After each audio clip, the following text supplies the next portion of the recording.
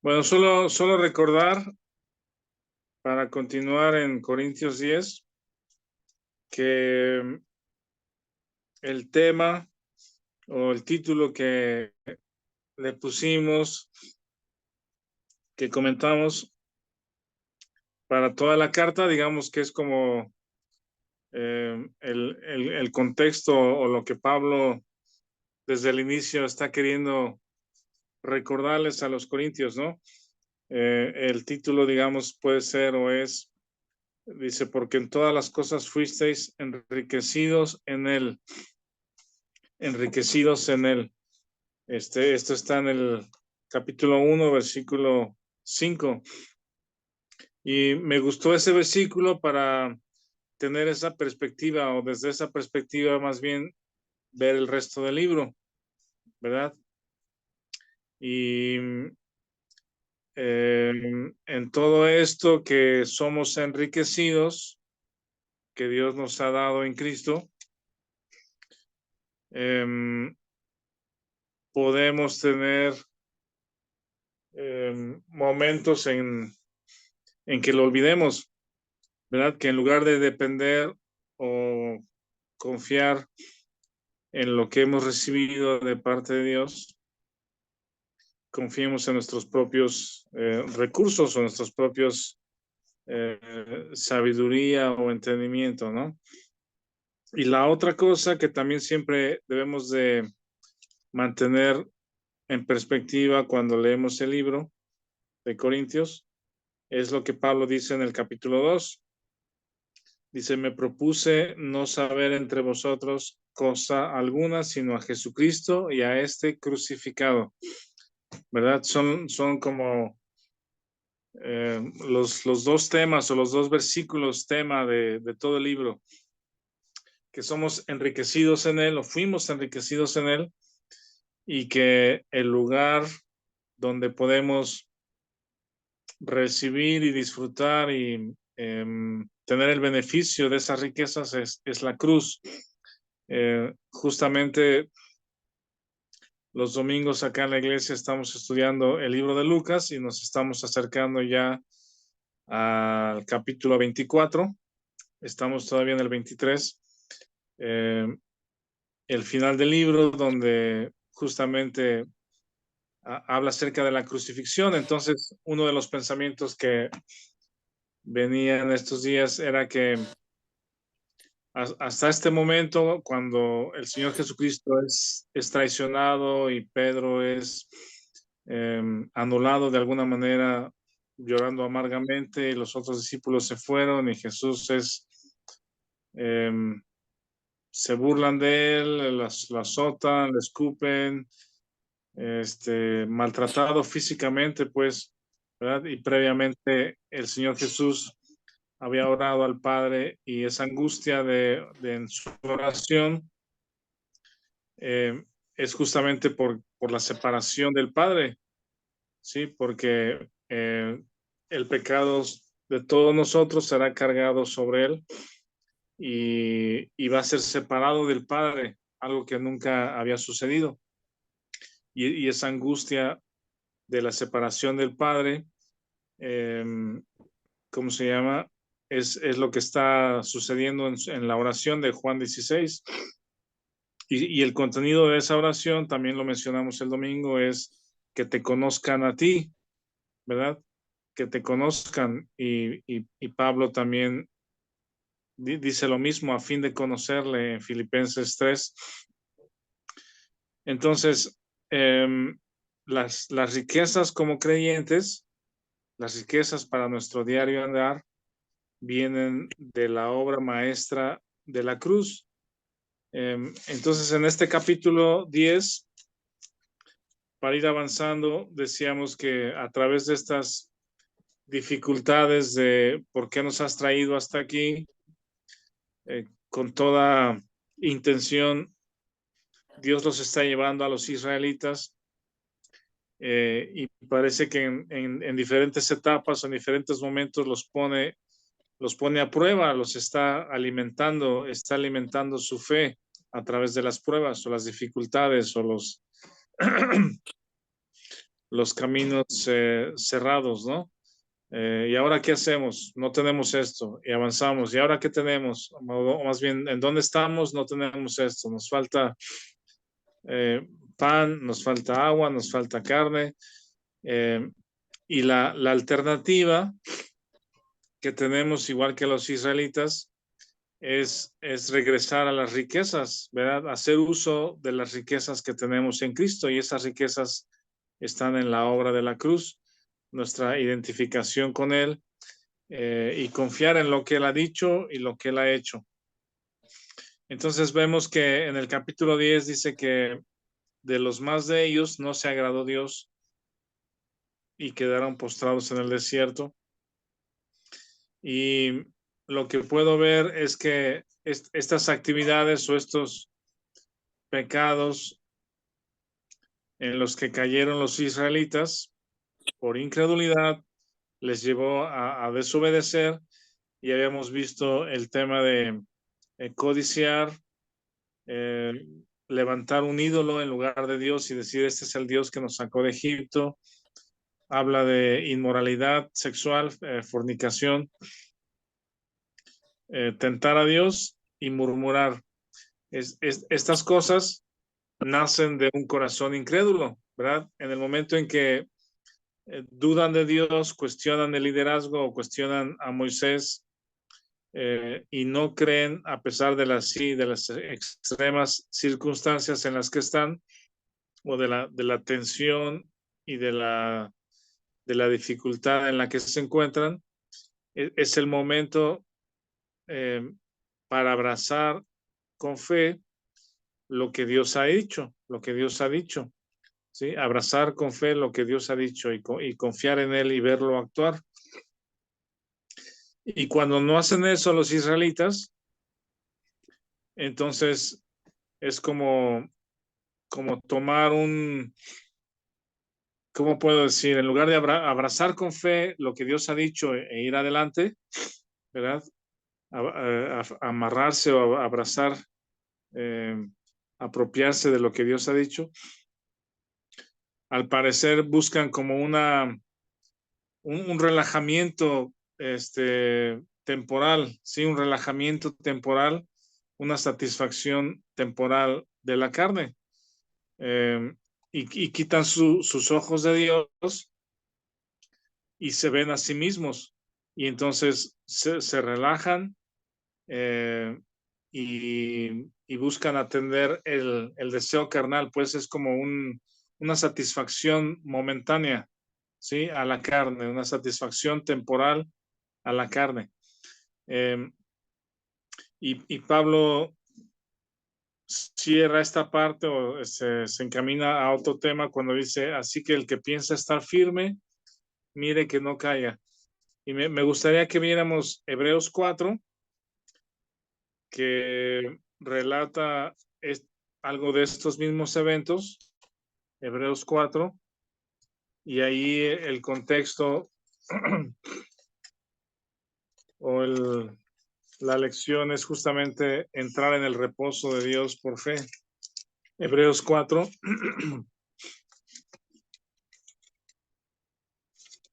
Yo creo que podemos leer todo el 4 hasta el 16, porque tiene que ver con el mismo tema. ¿Alguien lo tiene que lo quiera leer? Hebreos 4 del 1 al 16. ¿Alguien quiere leerlo para todos?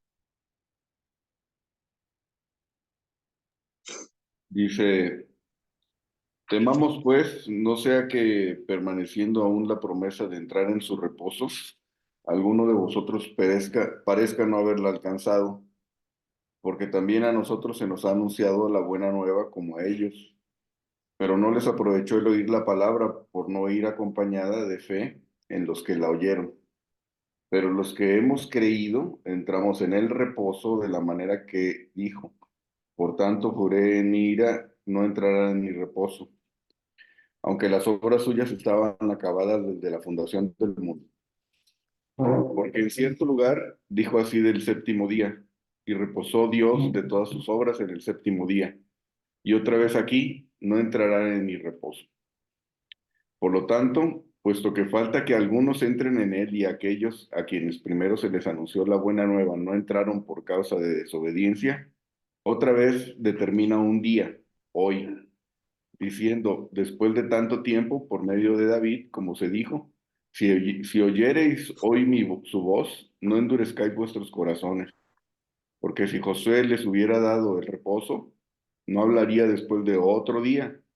Por tanto, queda un reposo para el pueblo de Dios, porque el que ha entrado en su reposo, también ha reposado de sus obras como Dios de las suyas.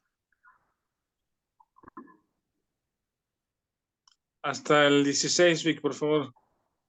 Procuremos, pues, entrar en aquel reposo para que ninguno caiga en semejante ejemplo de desobediencia, porque la palabra de Dios es viva y eficaz y más cortante que toda espada de dos filos, y penetra hasta partir el alma y el espíritu, las coyunturas y los tuétanos, y discierne los pensamientos y las intenciones del corazón.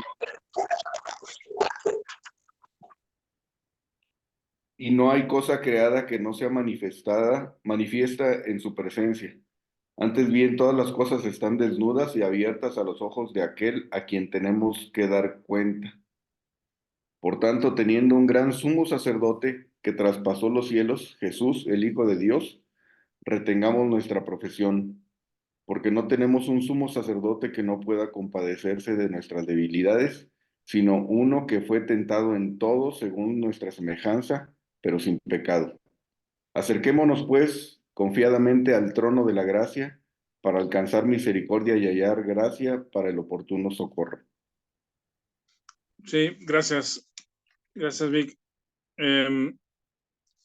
Aquí hace la misma reflexión de estos eventos, pues, de Israel en el desierto y Josué guiando por fe o entrando a la tierra prometida con el pueblo que quedó o el pueblo que nació en el desierto, entrando a la tierra prometida por fe. Y esa es la tierra prometida, pues, el reposo. Pero entendemos por este texto que para los creyentes hay un reposo, es decir, hay un lugar espiritual o un estado, por decir, de andar por fe, de caminar por fe y no ser desobediente, incrédulo desobediente. Aquí me llama la atención, por ejemplo, que en el versículo 4:2 dice que no les aprovechó por no ir acompañada de fe. Ahí habla de fe, ¿verdad? Y más adelante dice que no entraron a causa de desobediencia. En el versículo 6 y luego lo repite en el versículo 11, que ninguno caiga en en semejante ejemplo de desobediencia. Y aquí la relación entre fe y desobediencia eh, debe de quedar clara, pues, en dónde está nuestro enfoque o dónde crees que está nuestro enfoque. La fe o la confianza en lo que Dios ha dicho, abrazar por fe lo que Dios ha dicho, nos lleva a obediencia, ¿verdad? Nos lleva a dar pasos de fe, acciones de fe, acciones que nacen de esa fe. Y de la misma manera, al ser incrédulos, al no creer, sino vernos a nosotros mismos, desencadena entonces acciones como las que ya vimos en 1 Corintios 10, en desobediencia, ¿verdad? Entonces, esa es la relación entre fe, obediencia, incredulidad y desobediencia, ¿sí? La obediencia es fruto de la fe, la la desobediencia es fruto de la incredulidad. Y la perspectiva que creo que debemos de tener es poner nuestro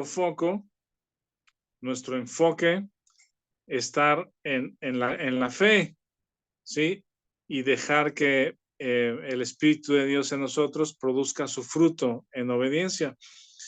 Entonces, aquí hay otro versículo también ahí en Hebreos 3.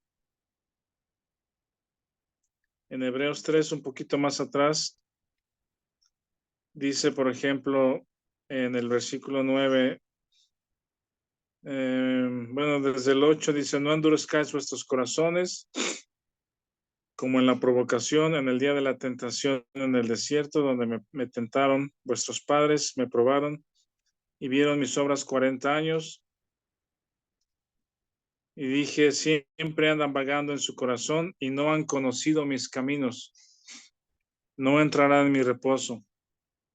Mirad, hermanos, que no haya en ninguno de vosotros corazón malo de incredulidad para apartarse del Dios vivo.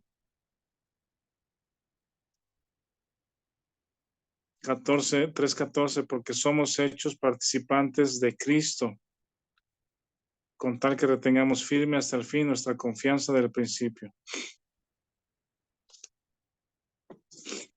En fin, entonces continuando en el versículo 13, 10-13 de Corintios, donde ya vimos el tema de la tentación, ¿verdad? Yo creo que es ese momento de decisión o de abrazar por fe lo que Dios ha dicho, o vernos a nosotros mismos y desobedecerle, ¿verdad? Dice, no os ha sobrevenido ninguna tentación que no sea humana, pero fiel es Dios, que no os dejará ser tentados más de lo que podéis resistir, sino que dará juntamente con la tentación la salida para que podáis soportar. Esa salida siempre es la cruz, ¿sí? Esa salida siempre es la cruz, la provisión de Dios para salir victoriosos en medio de la tentación, es la consideración de mi muerte juntamente con Cristo y recordar esas verdades, pues, ¿sí? De que morí juntamente con Cristo, el pecado ya no me domina, no soy esclavo del pecado y esa es la salida, pues, es la salida de la tentación y en fe evitar la desobediencia. ¿Aquí tienen algún comentario, preguntas hasta aquí, alguna observación? ¿Alguien?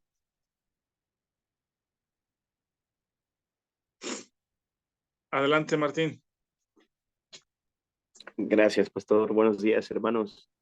Creo que algo bien importante que podemos notar nosotros al experimentar cada uno esto que estamos estudiando es que muchas veces nosotros queremos ser obedientes a Dios, pero no a través de la fe, sino a través de nuestras propias fuerzas. Y Colosenses 2, versículo 6 dice, por tanto, de la manera que habéis recibido al Señor Jesucristo, andad en él, arraigados y sobreedificados en Cristo y confirmados en la fe, así como habéis sido enseñados, abundando en acciones de gracias. Entonces, el principio para ser obediente a Dios es andar en el Espíritu, pero nosotros queremos ser obedientes a Dios no andando en el Espíritu, sino a través de nuestras propias fuerzas. Pensamos que si somos obedientes, entonces vamos a andar en el Espíritu. Y es al revés.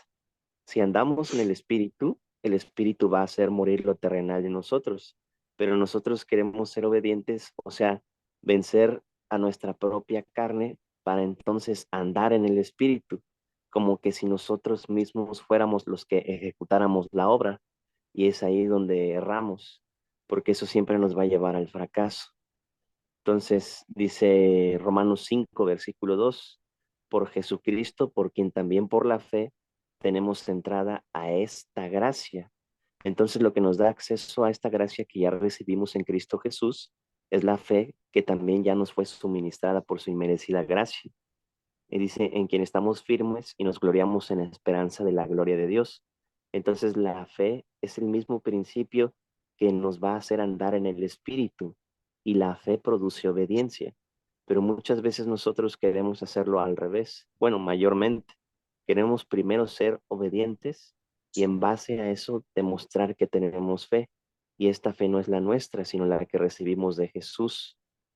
Entonces tenemos que tener raíces profundas en estas verdades posicionales y es donde tenemos que tomar la cruz de Cristo, que es nuestra cruz.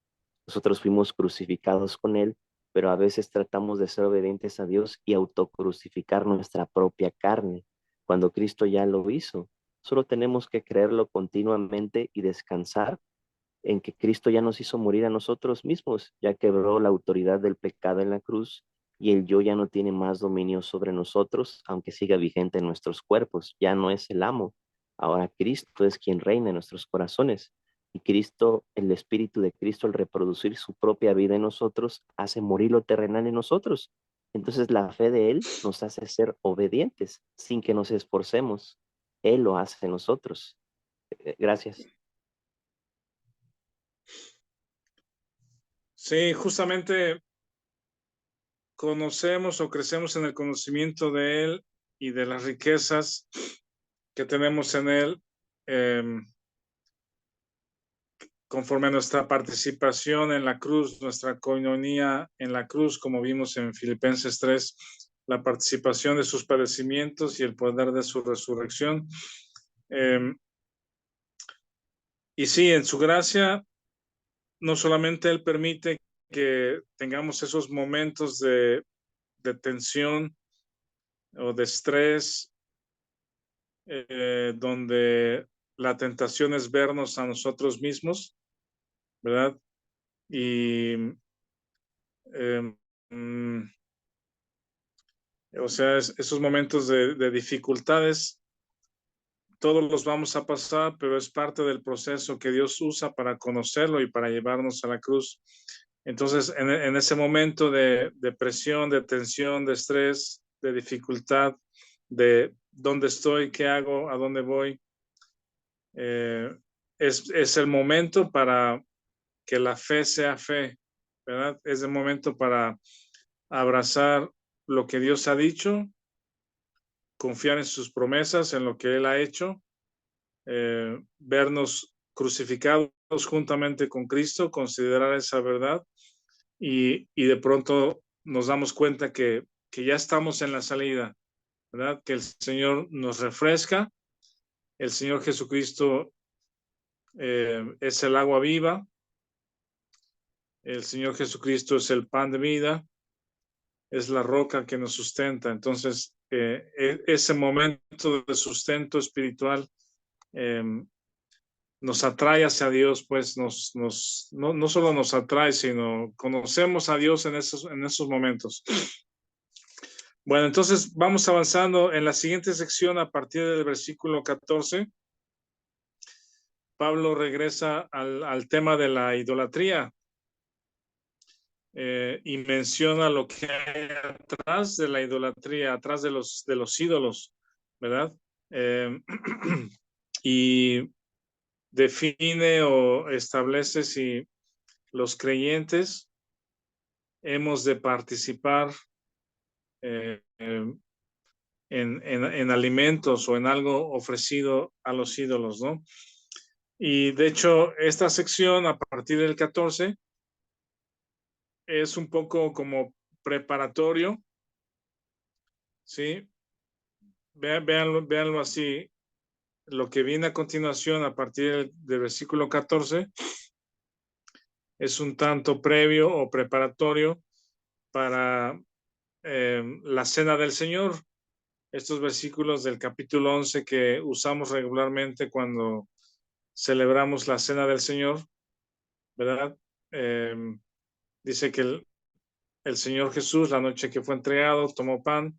Entonces, el significado de esa cena es justamente comunión, ¿verdad? Es participación, es considerar lo que Él ha hecho y nuestra participación juntamente con Él. Entonces, desde aquí empieza a contrastar esa comunión con el Señor Jesucristo y el peligro de participar, dice, en la mesa con los demonios. Vamos a leerlo del versículo 14, dice, Por tanto, amados míos, huid de la idolatría. Como a sensatos os hablo, juzgad vosotros lo que digo. La copa de bendición que bendecimos no es la comunión de la sangre de Cristo. El pan que partimos no es la comunión del cuerpo de Cristo. Ven, esto, la celebración de la cena es el recordatorio de esas dos cosas, ¿verdad? La sangre que fue derramada para perdonar nuestros pecados y el pan representa el cuerpo de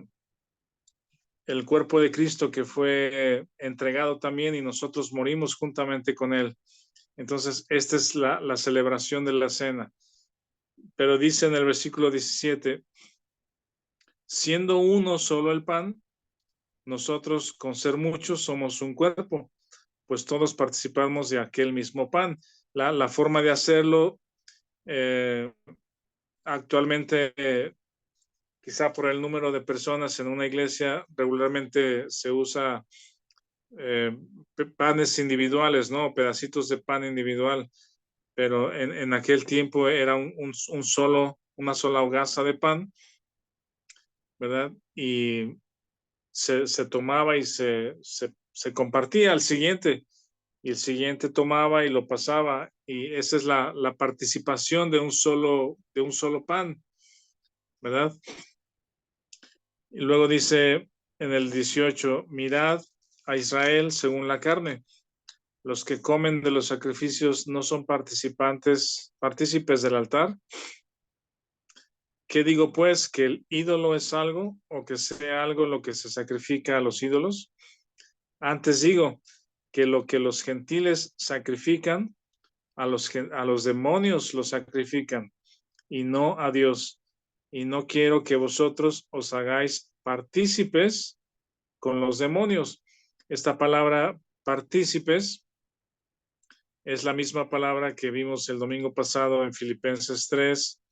Es koinonía, es comunión, es compañerismo. ¿Sí? Dice, no quiero que vosotros os hagáis o estés en comunión, os hagáis partícipes, koinonía, con los demonios.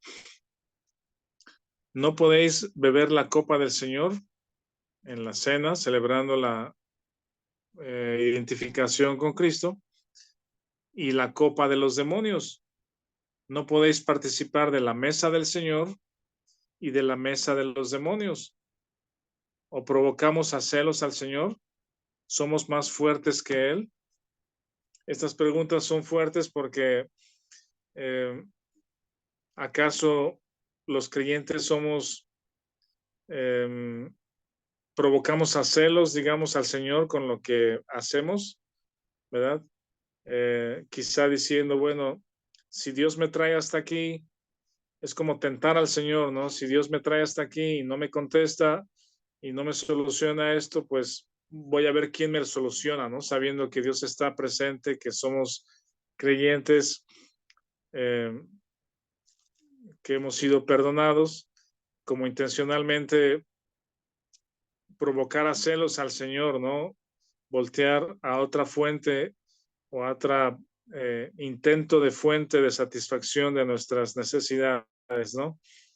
Entonces me llama la atención esto, que la cultura o el contexto ahí de los sacrificios, de los ídolos, de los dioses con D minúscula que tenían los corintios, todavía parecía que eran atractivos para los creyentes en Corinto, ¿sí? Les parecía todavía atractivo de alguna manera participar con personas que habían sacrificado algo o comían algo sacrificado a los ídolos, ¿no? Entonces Pablo deja muy claro que esa participación no se puede, porque atrás de esos ídolos, en los que la gente inconversa o los no creyentes confían, ¿verdad? Para su sustento, su satisfacción, su dirección, su paz, etcétera. Los no creyentes confían en los dioses o en esos ídolos, pero de eso ya nos ha sacado el Señor y tenemos un fundamento firme y las riquezas en Cristo en las cuales debemos de descansar y confiar. Entonces Pablo les dice, no pueden participar, es decir, ¿cómo van a participar ustedes con algo o en algo sacrificado a los ídolos? No hace sentido porque ustedes participan de la mesa del Señor. Ustedes están en Cristo, fueron limpiados con la sangre y fueron identificados en la muerte de Jesucristo. Esa es la fuente que abrazamos, esa es la obra que nos enriquece. ¿Aquí tienen alguna pregunta, algún comentario, alguna observación? ¿Qué piensan?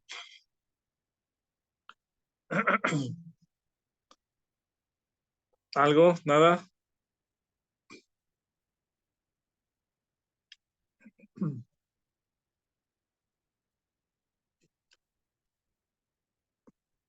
No se escucha, Víctor.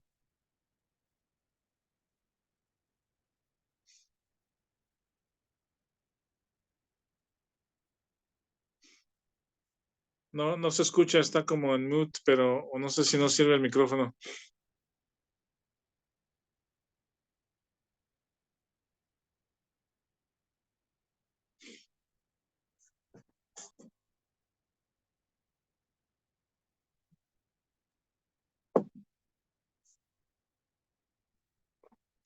No, algo pasó que no jala el micrófono.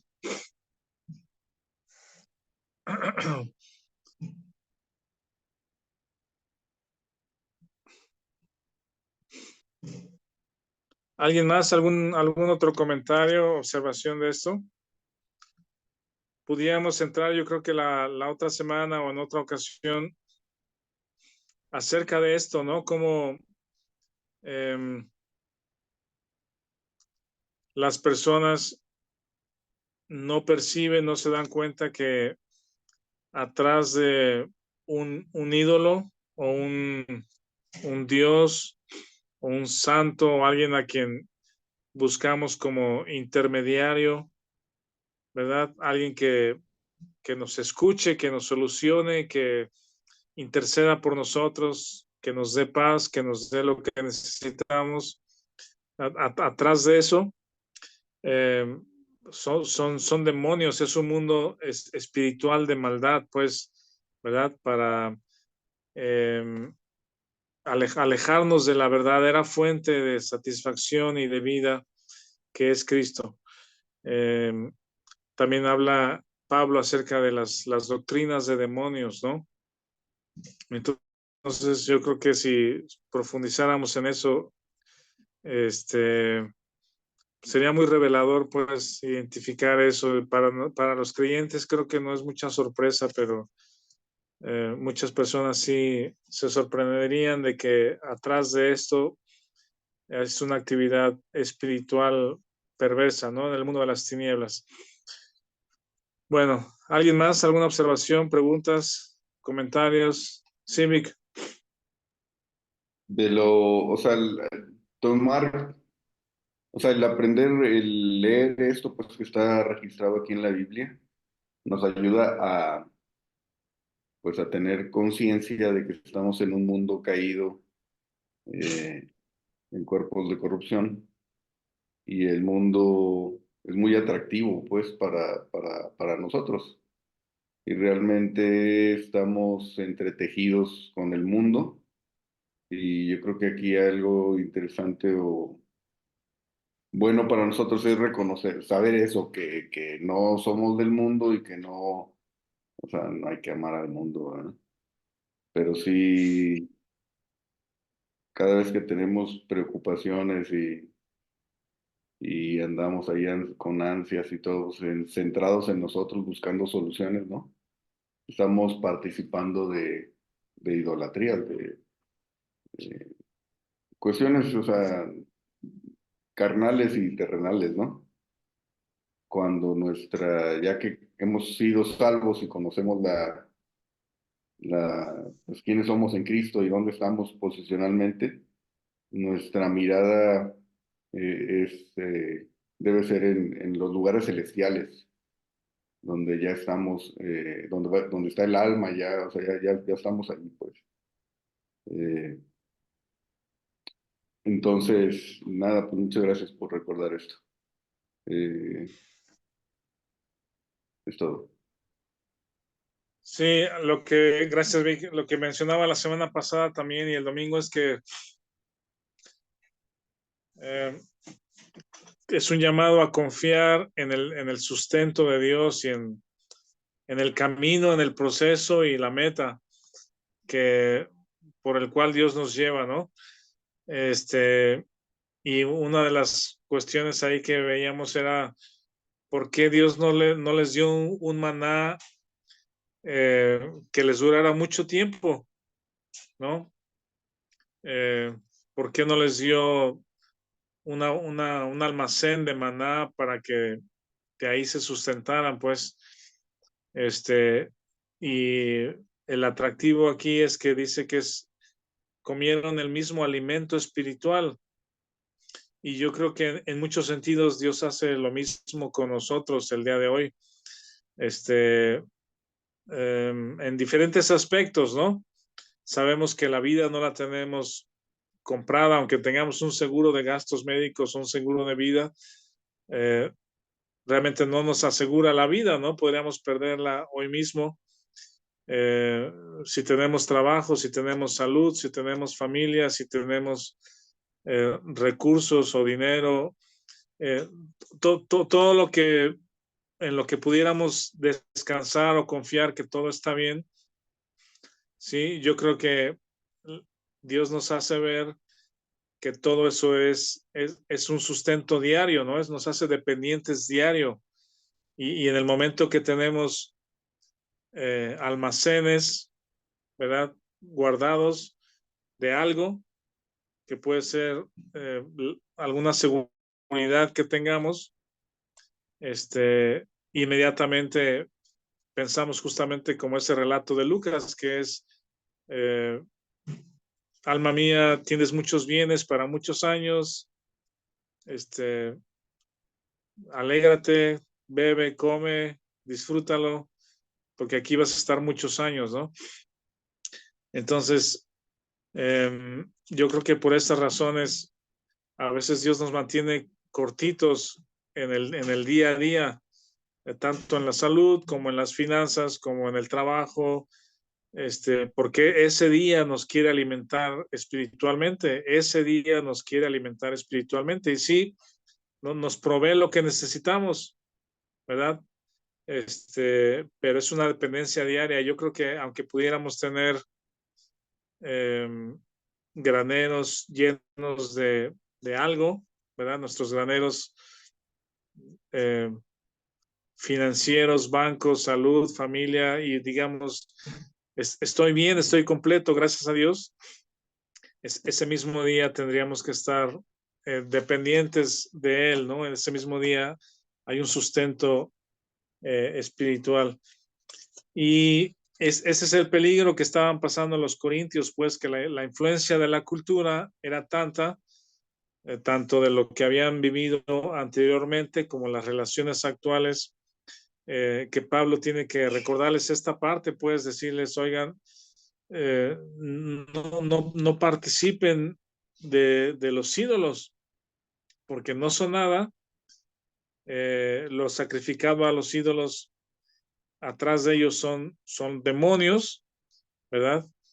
Y están quitando su vista y su dependencia del único Dios verdadero. Y la participación del creyente es en esa comunión, o esa comunión del creyente es en la participación de sus padecimientos, llegando a ser semejante a Él en su muerte. Es la co-crucifixión, ¿no? Otra vez la cruz. Y luego en el versículo 23 en adelante, para concluir con este tema, ¿alguien lo quiere leer? Que lo tenga ahí, del 23 al 33. Lo leo, Rafa. Sí, Marcos, por favor. Dice, todo me es lícito, pero no todo conviene. Todo me es lícito, pero no todo edifica. Ninguno busque su propio bien, sino el de otro. De todo lo que se vende en la carnicería, comed sin preguntar nada por motivo de conciencia, porque del Señor es la tierra y su plenitud. Si algún incrédulo os invita y queréis ir, de todo lo que se os ponga delante, comed, sin preguntar nada por motivo de conciencia. Mas si alguien os dijere, esto fue sacrificado a los ídolos, no lo comáis por causa de aquel que lo declaró y por motivo de conciencia, porque del Señor es la tierra y su plenitud. La conciencia, digo, no la tuya, sino la de otro, pues ¿por qué se ha de juzgar mi libertad por la conciencia de otro? Y si yo con agradecimiento participo, ¿por qué he de ser censurado por aquello de que doy gracias? Si pues coméis o bebéis o hacéis otra cosa, hacedlo todo para la gloria de Dios. No seáis tropiezo ni al judío, ni al gentil, ni a la iglesia de Dios. Como también yo en todas las cosas agrado a todos, no procurando mi propio beneficio, sino el de muchos, para que no, para que sean salvos, perdón. Sí, gracias, Marcos. En el versículo 24, otra vez es el cuadro de una persona muerta a sí mismo, ¿verdad? Eh, es decir, también lo que decíamos el domingo, esta parte de matrimonio, hijos, ¿verdad? ¿Qué diferencia hace una persona llena de sí mismo, ¿verdad? Que no ve ni piensa en otros, muy diferente a una persona muerto a sí mismo, ¿verdad? Que prefiere a otros o que no busca su propio bien, sino el de los otros. Entonces, en este versículo 24, ese otra vez es el cuadro. Eh, y menciona un caso o un ejemplo gráfico ahí de es la invitación, digamos, a participar en una comida, un vecino, un amigo, ¿eh? Dice, del Señor es la tierra y su plenitud, de todo lo que se vende en la carnicería, come sin preguntar nada. Si algún incrédulo te invita y quieres ir, come, da gracias, pero si alguien dice, eso fue sacrificado a los ídolos, no lo comáis por causa del que lo declaró y por motivos de conciencia. ¿Sí? Entonces, eh, en la libertad que tenemos, podemos elegir participar o no participar con una conciencia limpia, ¿verdad? Si alguien sabe y nos informa que eso que estamos haciendo es algo presentado, sacrificado a los ídolos, con la misma libertad que tenemos para participar de comida, podemos no participar, ¿verdad? También para no ofender o hacer caer a algún hermano, pensar en los demás. Y hay otros casos ahí más adelante también en el capítulo, que es la segunda de Corintios, también habla algo similar. Nos invita también ahí en el versículo 32 a no ser de tropiezo a judíos, gentiles, ni a la iglesia de Dios.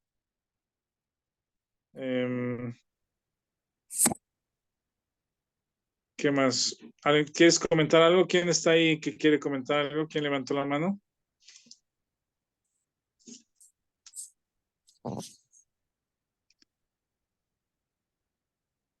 Adelante. Alan, el micrófono.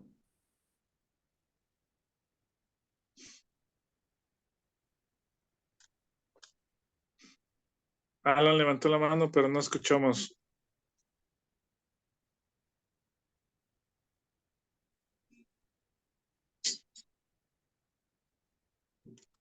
Ay, ahora sí, buenos días. Yo tengo una pregunta. Como siento que nos es muy fácil pensar en ídolos, si estamos leyendo la palabra y lo sacrificado a ídolos en el tiempo de la Biblia, pues, y entiendo también, por ejemplo, cuando se festeja un santo por acá por Zapopan, por Tezistán, hay festejos de santos en los que se hace una fiesta y se hace comida y todo, y entiendo que ahí puede ser sacrificado a los ídolos, igual si tú eres parte de las comidas que están dando ahí y todo eso. Pero se me viene a la mente, por ejemplo, tú mencionabas, Rafa, de que si algún vecino te invita o amigo, lo que sea, y te comenta que fue sacrificado a los ídolos, ¿cómo es? Por ejemplo, se me vino a la mente lo de la procesión de la Virgen, todo esto. Hay vendimias, la gente compra pan, compra muchas cosas. ¿Qué? Si alguien me invita un pedazo de pan del que venden cuando viene la Virgen, ¿eso es sacrificado a los ídolos? O en nuestros tiempos y en nuestro ahora y en qué es lo sacrificado a los ídolos? ¿O hasta qué punto? O sea, ¿hasta qué punto eh,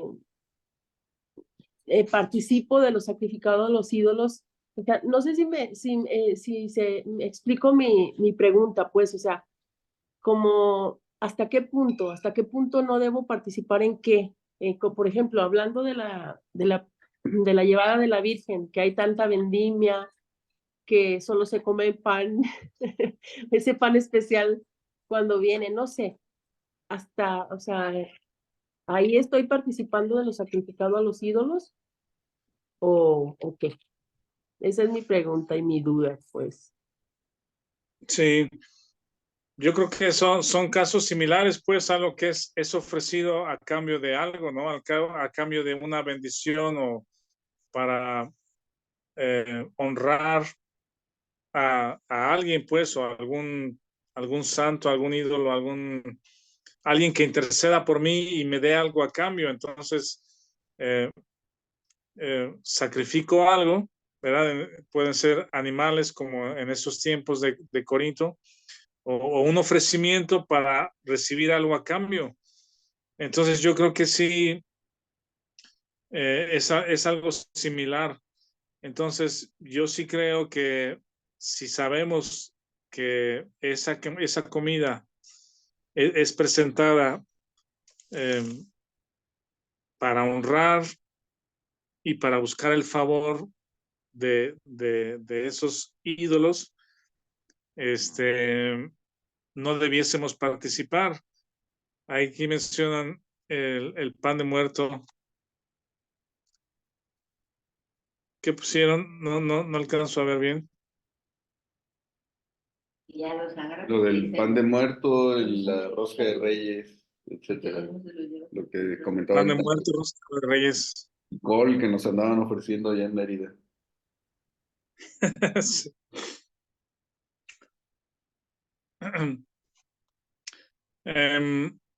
Yo creo que aquí podemos actuar con prudencia también, pero con conocimiento y sobre todo para no tropezar a ningún hermano, para no tropezar a ningún hermano.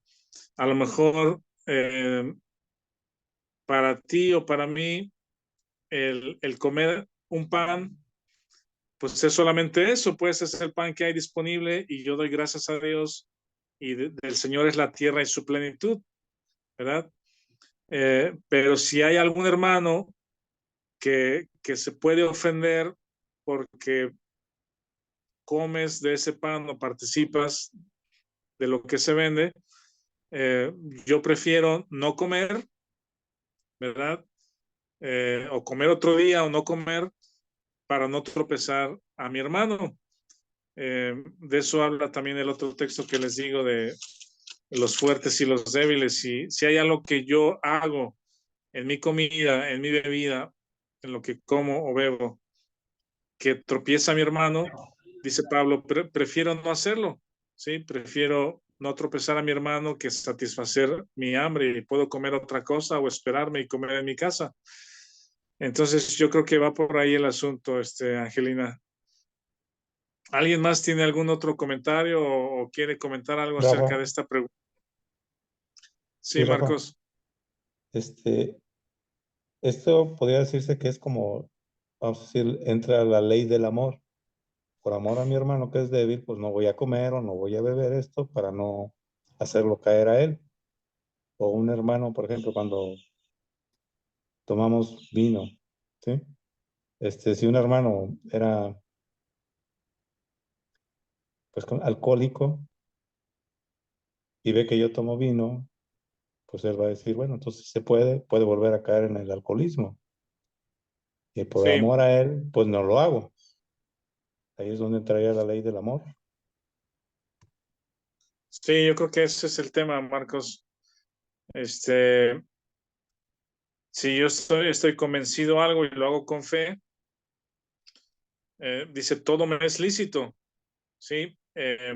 Puedo participar, puedo comer, no hay una ley que impida, pero no todo es conveniente, no todo es edificante. A lo mejor no solo para mí, sino para alguien. A lo mejor puedo tropezar a un hermano que vivió en un ambiente de alcoholismo, a lo mejor con un padre alcohólico que destrozó la familia, y a lo mejor él iba, yo de hecho hay algún caso así que he escuchado testimonios, pues, padre alcohólico, golpeaba a la esposa, y cuando este joven se convirtió a Cristo, dijo, yo no quiero participar a eso porque para nosotros fue muy doloroso ver a un padre alcohólico dominado por el alcohol y la verdad, yo decido no tomar, ¿verdad? Y quizá podríamos tropezar a ese hermano si delante de él en algún convivio, en alguna participación, yo estoy tomando con libertad, pero ese hermano puede ser tropezado y si yo sé el asunto, prefiero no participar, no tomar, puedo tomar agua, lo que sea, para no tropezar a ese hermano, porque sé que padeció situaciones complicadas, ¿no? Entonces, por ahí es el tema, la ley del amor es correcto, Marcos. ¿Alguien más, algún otro comentario al respecto de este tema? ¿Alguna otra observación? ¿Qué piensan?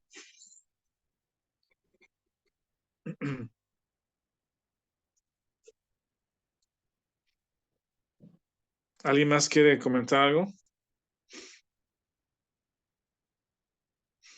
Pues Rafa, Yo, Rafa, nada más. A ver, Víctor, no se escuchó, Víctor, otra vez, no sé qué problema tienen ahí en el micro, pero no estamos perdiendo tu comentario. Si quieres, Alan y luego Víctor, por favor. ajá. Oye, Rafa, una pregunta, por ejemplo, algo medio extremo, sí. Hablando de que si ponemos nuestra fe, nuestra esperanza, nuestra seguridad en otras cosas, si por ejemplo yo quiero juntar para tener otra casa, para rentarla y decir, pues de ese dinerito voy a asegurarme algo de mi vejez, que también es como ídolo. No, no necesariamente, porque digo, si pudiera llegar a ser, ¿verdad? Si crees que ahí está tu seguridad y tu paz, ¿verdad? Sí pudiera llegar a ser. De hecho, podríamos pensar o hemos comentado que una definición de un ídolo es todo aquello que ocupa el lugar de Dios o del cual esperamos lo que solamente Dios nos puede dar, ¿verdad? Pero también, por el otro lado, yo sí creo que si Dios nos está permitiendo hacer algunas cosas para previsión, y podemos hacerlas, pues gloria a Él que podemos hacerlas, ¿verdad? Y en dependencia de Él y para su honra y para su gloria, podemos hacerlo, podemos prever y hacer eso que tú estás diciendo, tanto un seguro de gastos médicos, claro que es previsión, un seguro de vida es previsión, un departamento, una casa para dejarle algo a mis hijos o como tú dices, para tener un ingreso extra, es previsión, es buena administración de lo que Dios nos da, pero siempre recordar que él es el dador de las cosas buenas, Dios es la fuente de esas cosas, ¿sí? Y si un día Dios me las quita por la razón que sea, pues gloria a Dios también, ¿no? Es decir, mi confianza no está puesta en esos bienes. ¿Sí está claro eso, Alan? Sí, gracias. Sí. Vic. Sí, hay una cuestión ahí de conciencia del alma, ¿no? Así como, o sea, el alma es intelecto, voluntad y emociones, y el espíritu afecta el alma y el alma afecta eh, al, al cuerpo, pues, o sea, en llevar a cabo una acción, ¿no? Entonces, así como podemos decidir no ser de tropiezo al hermano, ¿verdad? Eh, Creo que todo lo podemos hacer en la carne o en el espíritu, pero hay que hacerlo, pues, o sea, en ese caso de no quiero ser de tropiezo a mi hermano, pues, o sea, no es, a mí me gusta tomar vino y a mi hermano, y el hermano era alcohólico, el ejemplo de ahorita, pues. Eh, Eso es para las cuestiones no ser de tropiezo, pero hay otra cuestión que es la de las buenas obras a las que estamos llamados. También hay una tendencia después de aprender esta doctrina de la gracia, donde decimos, es que pues, no voy a hacer nada porque lo voy a hacer en la carne, pues. Entonces, eh, eso creo que no es correcto. O sea, sí es correcto, sí es correcto, no hacerlo en la carne, pues, pero tiene que pasar, las buenas obras se gestan en el alma del creyente. O sea, sí o sí vas a pensar en hacer algo. Entonces, hay hermanos, me ha tocado ver en varios lados, que dicen, es que ya lo pensé, ya no vale, ya está hecho en la carne. No, es que ya lo pensaste porque tienes un alma. O sea, y todas las buenas obras a las que somos llamados dentro del ministerio de la reconciliación que nos ha sido dado, va a pasar por el cerebro y por el cuerpo, pues o sea, va a haber una acción que hay que ejecutar, pues. Entonces, nada más saber eso, pues, que estamos llamados a buenas obras, que tenemos el Ministerio de la Reconciliación del mundo de los perdidos, a que se reconcilien con Dios, ellos con Dios, ¿verdad? En lo que comentaba Alan ahorita también, entiendo que Dios da a quien quiere, como quiere y en la cantidad que quiere, pues. Pero sin duda estamos de paso, nuestra ciudadanía es en el cielo, no es aquí en este mundo, todo lo que hagamos aquí se va a quedar, pero también creo que tenemos que ser astutos como serpientes e inocentes como palomas. Mientras estemos en el mundo, eh, creo que yo es algo que pienso, pues que los recursos que Dios nos da, muchos o pocos, son para Él, para llevar a cabo el ministerio que tenemos, pues de la reconciliación.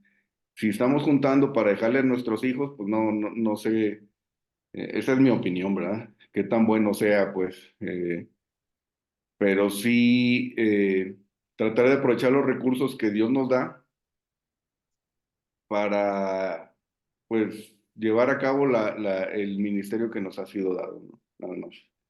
Gracias. Ok, gracias, Vic. Interesante, sí, muchas gracias. Bueno, ya llegó la hora 8:30.